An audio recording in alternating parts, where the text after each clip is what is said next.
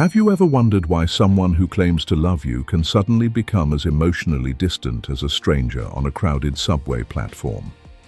This peculiar dance between intimacy and withdrawal is what happens when avoidant love turns into emotional withholding, and the transformation can leave even the most understanding partner feeling like they're trying to solve a puzzle with half the pieces missing. Picture this scenario. Everything starts beautifully. The avoidant partner seems charming, independent, and refreshingly low maintenance. They don't demand constant attention or dramatic declarations of love. But slowly, almost imperceptibly, something shifts. The person who once seemed confidently self-reliant begins to retreat, not just physically, but emotionally. They become masters of the art of being present, while simultaneously being absent, like Chuck Bass from Gossip Girl perfecting his poker face while his heart races beneath the surface. What makes this particularly maddening is that avoidant individuals often don't even realize they're doing it. Their emotional withholding isn't always a conscious choice to hurt their partner. Instead, it's an automatic defense mechanism that kicks in when intimacy starts feeling too overwhelming, too suffocating, or too risky. Think of it as an emotional circuit breaker that trips when the system gets overloaded. But here's where things get really interesting, and perhaps a bit unsettling. This pattern of behavior taps into something psychologists call the confirmation bias, where avoidant individuals unconsciously seek evidence that relationships are indeed dangerous, unpredictable, or destined to fail. When their partner naturally becomes frustrated or hurt by the emotional distance, the avoidant person's inner voice whispers, "See? People always want too much. They always become needy and demanding." This creates a self-fulfilling prophecy that reinforces their belief that independence is safer than intimacy. Understanding this dynamic isn't just about satisfying intellectual curiosity. For those who find themselves on either side of this emotional equation, recognizing these patterns can be the difference between a relationship that slowly suffocates under the weight of unmet needs and one that learns to breathe in a rhythm both partners can sustain. Whether someone is the avoidant partner struggling to stay connected or the anxious partner trying to break through emotional walls, awareness of these mechanisms offers hope for change. The stakes couldn't be higher. When avoidant love transforms into emotional withholding, it doesn't just affect the immediate relationship. It creates ripple effects that touch every aspect of life, from self-worth to the ability to trust future partners. Children witness these dynamics and internalize them as normal. Friends and family members find themselves walking on eggshells, never quite sure which version of the person they'll encounter on any given day. If you want to better understand someone's attachment style, see the link in the description to one of the most popular books on attachment theory. Now, let's step into the world of Sarah, a marketing executive who thought she'd finally found her perfect match in David, a successful architect who seemed to have his life completely together. Their early dating phase felt like something out of a romantic comedy. David was attentive but not clingy, successful but not arrogant, and he had this wonderful way of making Sarah feel special without making her feel like she had to perform or pretend to be someone else. For the first 6 months, their relationship had a quality that Sarah had never experienced before. David would surprise her with thoughtful gestures, like remembering she mentioned loving a particular type of coffee and showing up at her office with it on a stressful day. He listened when she talked about her dreams of starting her own agency someday, and unlike her previous boyfriends, he didn't try to solve her problems or dismiss her concerns. He simply listened, nodded, and made her feel heard. But then something curious began to happen so gradually that Sarah almost missed it at first. The thoughtful gestures became less frequent. David started taking longer to respond to her texts, not in an obviously rude way, but enough that Sarah noticed. When she'd share exciting news about a work success or a funny story about her day, His responses felt polite but somehow hollow, like he was responding out of obligation rather than genuine interest. The shift became more apparent during their conversations. Where David used to ask follow-up questions and seemed genuinely curious about her thoughts and feelings, he now seemed to listen with only half his attention. He'd nod at the right moments and make appropriate sounds, but Sarah could sense that his mind was elsewhere. It was like talking to someone who was physically present but emotionally checked out, similar to how Joe Goldberg from the Netflix series You could appear completely engaged while his thoughts were spinning in entirely different directions. What confused Sarah most was that David hadn't become mean or, obviously, neglectful. He still showed up for their planned dates. He still remembered important events. On the surface, everything looked fine. But the emotional warmth that had initially drawn her to him seemed to be slowly evaporating, like water left in the sun. When she tried to bring up her concerns, David would look genuinely puzzled and insist that nothing had changed, that she was overthinking things. Here's where the story takes an interesting psychological turn, and where we see confirmation bias playing its subtle but powerful role. Sarah's natural response to feeling emotionally disconnected was to try harder to reconnect. She'd plan special dates, bring up topics she thought might interest David, or try to create moments of intimacy through physical affection or deeper conversations. But each attempt at connection seemed to make David withdraw even further, confirming his unconscious belief that relationships eventually become demanding and suffocating. David, for his part, wasn't consciously choosing to withdraw. In his mind, Sarah was becoming needier and more demanding. He'd think thoughts like, why can't she just be happy with how things are? We're together, aren't we? Why does everything have to be such a big emotional production? What he couldn't see was that his emotional withdrawal was creating the very neediness he was trying to avoid. The more he pulled back, the more Sarah naturally reached out, creating a cycle that reinforced both of their fears. The situation reached a breaking point during what should have been a celebratory dinner. Sarah had finally landed a major client she'd been pursuing for months, something she'd been working toward and talking about for weeks. When she excitedly shared the news with David, expecting enthusiasm and celebration, he offered a lukewarm, "That's great," without even looking up from his phone. The disappointment Sarah felt in that moment was crushing, not just because of his reaction, but because of what it represented about where their relationship had drifted.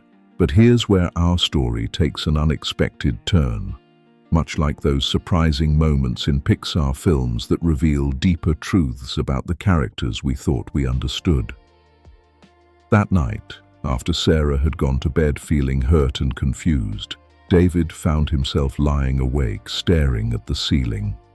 For the first time in months, he allowed himself to really examine what was happening between them. He realized that somewhere along the way, he'd started protecting himself from caring too much by caring less, like Emily Cooper from Emily in Paris, learning to guard her heart after too many romantic disappointments. The resolution of Sarah and David's story isn't a fairy tale ending where everything suddenly becomes perfect. Instead, it's something more realistic and ultimately more hopeful. David's moment of recognition led to an uncomfortable but necessary conversation where both partners began to understand their roles in the dynamic they'd created. Sarah learned that her attempts to reconnect, while natural and understandable, sometimes felt overwhelming to David. David learned that his emotional withdrawal, while automatic and protective, was slowly killing the very relationship he was trying to preserve. Now that we understand how this pattern develops and plays out, let's talk about what can actually be done about it. If you recognize yourself as someone who tends toward emotional withholding when relationships get intense, the first and most crucial step is developing what psychologists call emotional awareness. This means learning to notice when you're starting to withdraw before it becomes an automatic response. Think of emotional awareness like developing a new sense, similar to how a wine expert learns to detect subtle flavors that others miss entirely. Start paying attention to the physical sensations in your body when your partner expresses emotional needs or wants deeper connection. Do your shoulders tense up? Does your breathing become shallow?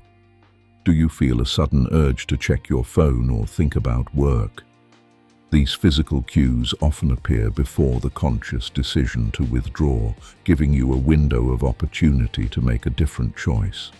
The reason this awareness is so important is that emotional withholding often happens on autopilot. The avoidant person doesn't wake up thinking, "Today, I'm going to emotionally distance myself from my partner." Instead, the withdrawal happens gradually, through 1,000 small choices to engage less, share less, and care less. By catching these moments early, you create the possibility of responding differently.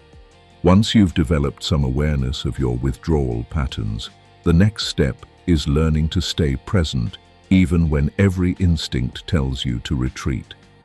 This doesn't mean forcing yourself to be emotionally available when you're genuinely overwhelmed or exhausted. Instead, it means communicating your emotional state rather than simply disappearing behind an invisible wall. For example, instead of becoming distant and unresponsive, you might say something like, "I'm feeling overwhelmed right now and need some space to process, but I want you to know it's not about you or our relationship." This kind of communication serves two crucial purposes. First, it prevents your partner from filling in the blanks with their own fears and insecurities. When someone suddenly becomes emotionally unavailable without explanation, their partner's mind naturally jumps to worst-case scenarios. Are they losing interest? Are they angry about something? Are they having second thoughts about the relationship? By providing context for your emotional state, you prevent your partner from spiraling into anxiety and potentially becoming more demanding or clingy in response.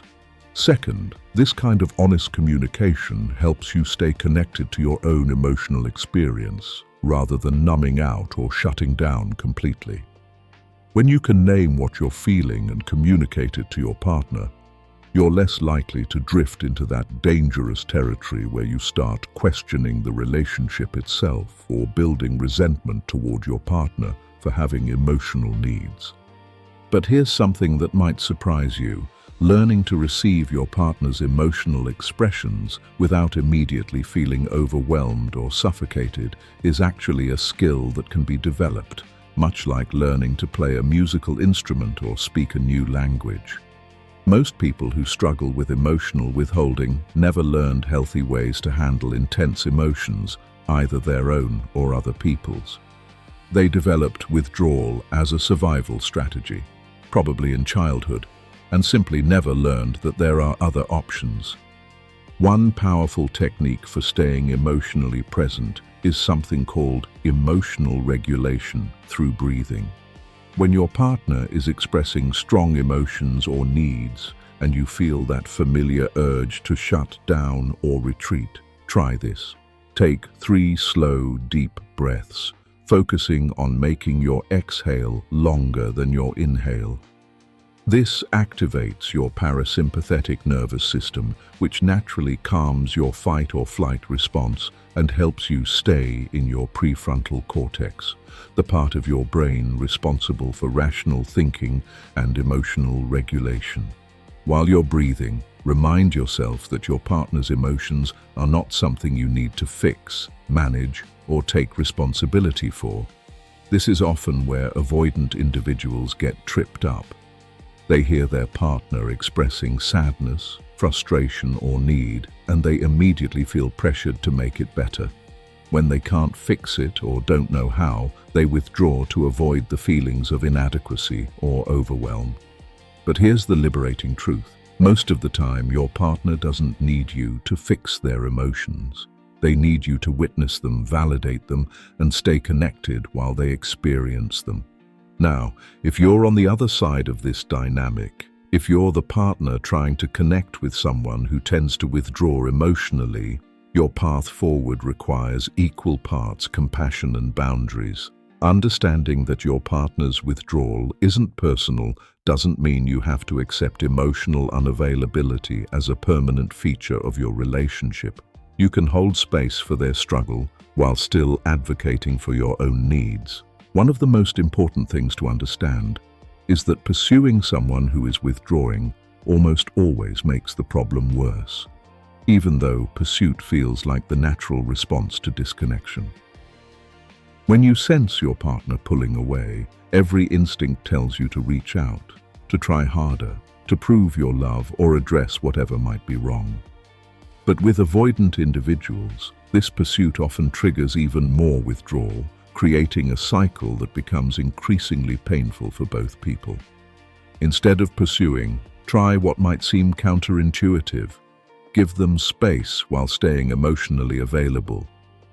This might look like saying something like, "I notice you seem to need some distance right now, and I want to respect that. I'm here when you're ready to connect, and I'm not going anywhere." This approach accomplishes several important things. It removes the pressure that often drives avoidant individuals further into withdrawal. It demonstrates respect for their autonomy and emotional process, and it clearly communicates your own stability and commitment without being clingy or demanding.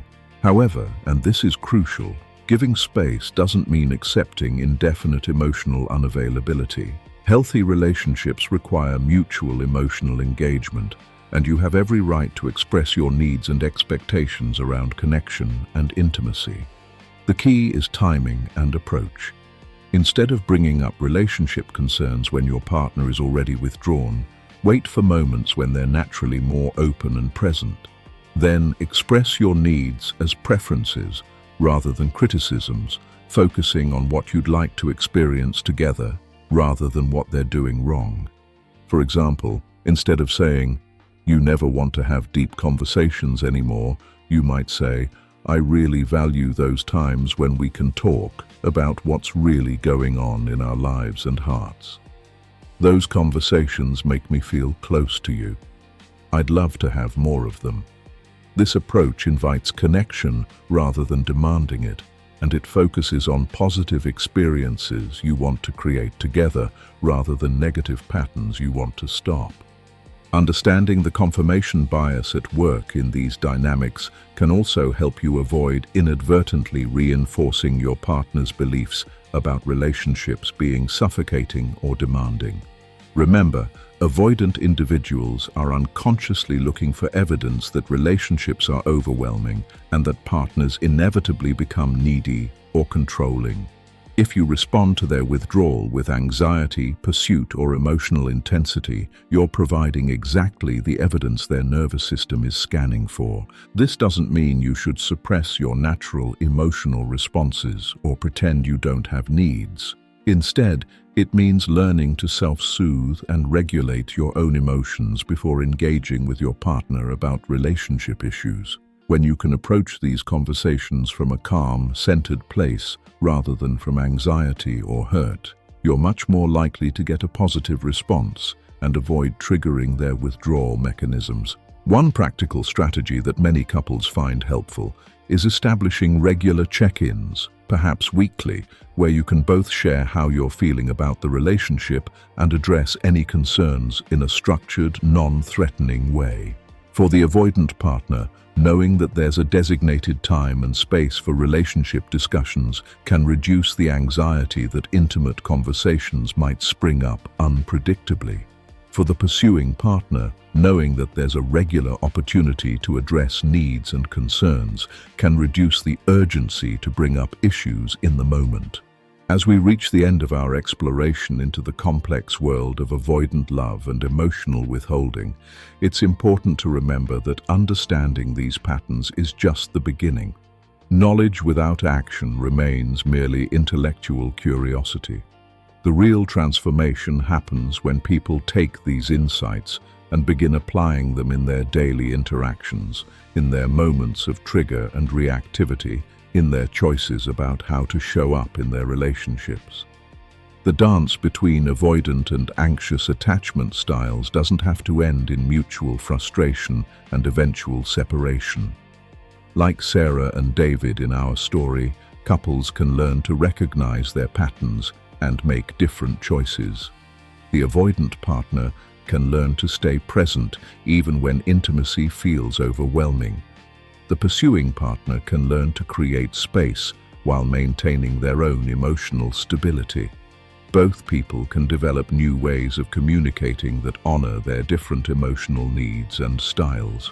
But perhaps most importantly, both partners can begin to see these attachment patterns not as fixed personality traits or character flaws, but as adaptive strategies that once served important purposes.